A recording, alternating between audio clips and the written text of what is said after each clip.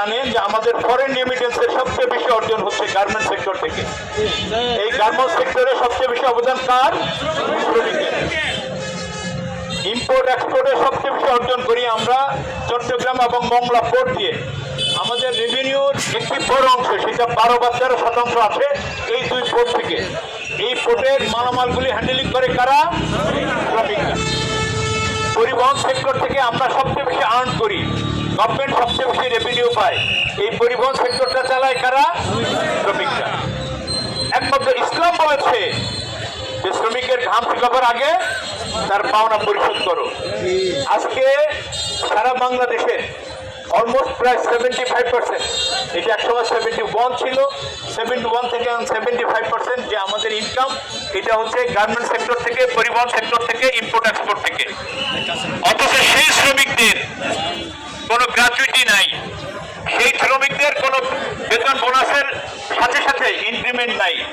এই শ্রমিকদের সবচেয়ে বড় জিনিস হচ্ছে এদের চাকরি শেষে, বছর শেষে, দিন শেষে এদের কোনো পেনশন ভাতা নাই।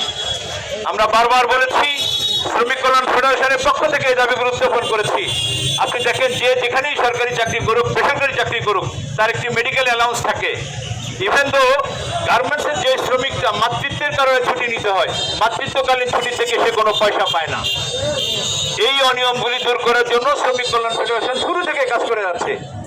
শ্রমিকদের ন্যায্য পাওনা নিশ্চিত করা ছাড়া, শ্রমিকদের অধিকার নিশ্চিত করা ছাড়া কোনোদিন একটি দেশের উন্নয়ন সম্ভব নয়।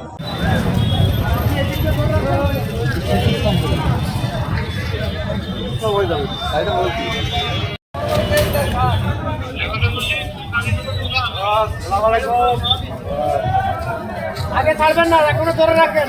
আগে ছাড়বেন না, আপনি বলার সময় ছাড়বেন।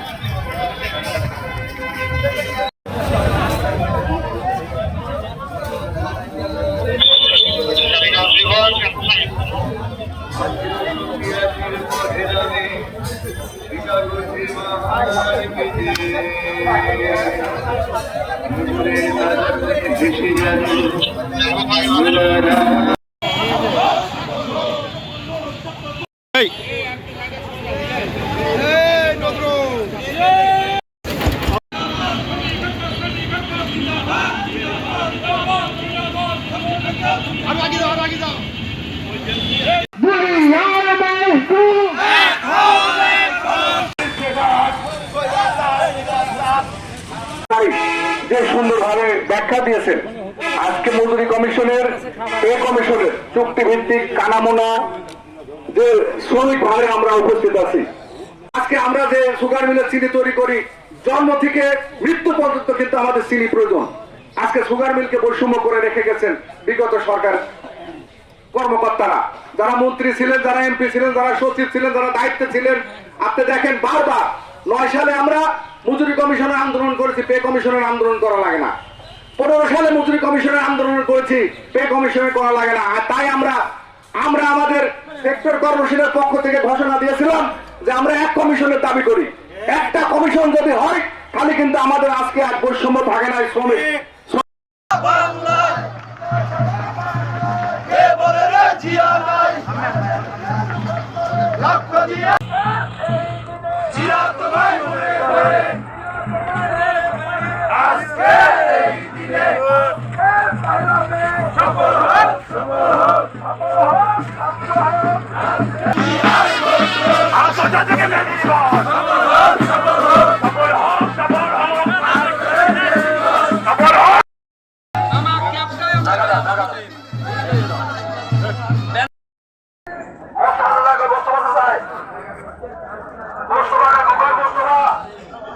আমি সামনে চান